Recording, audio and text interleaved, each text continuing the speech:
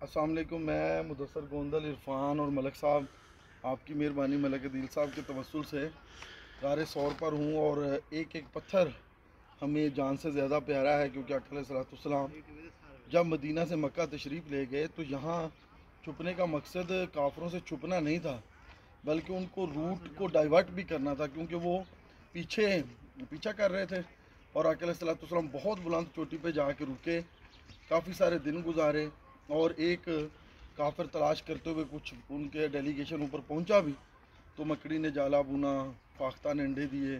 सैयदना सदीक़ अकबर को यारे गार कहा भी इसलिए जाता है कि वो इस गार में रहे। और दिलचस्प बात यह हाफ़िज़ इरफान साहब कि सैयदना सदीक़ अकबर की फैमिली रोटी पहुंचाती रही। सुभान अल्लाह, यानी कि इससे बड़ी बात, हम मर्द हो के मलक साहब हम चढ़ नहीं सक रहे, लेकिन सैयदना सदीक़ अकबर की बेटियां और फैमिली मिसिस वो रोटी पहुंचाती थी हर रोज़ मक्के से पका के। आप देख लें ज़रा एफर्ट।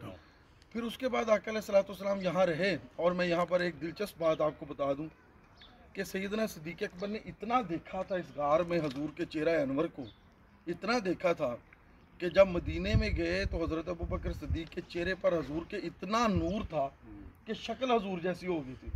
और उन्होंने समझा मदीने वालों ने कि ये पैगम्बर हैं शायद, या ये हैं।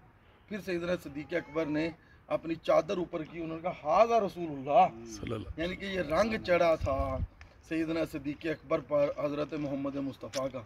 तो ये गार का एक एक पत्थर कीमती है, इसकी राहें कीमती हैं, ये मुक़द्दस है। भले ये गवर्नमेंट ने नहीं बनाया, लेकिन उशाक के लिए इसमें शायद कायनात की तमाम तर चीज़ों से बेहतरीन जगह है। और मुझे मलक साहब खुशी है कि आप हमें यहाँ लेके आएँ। हमारे उम्रे का सफ़र यहाँ से शुरू हो रहा है।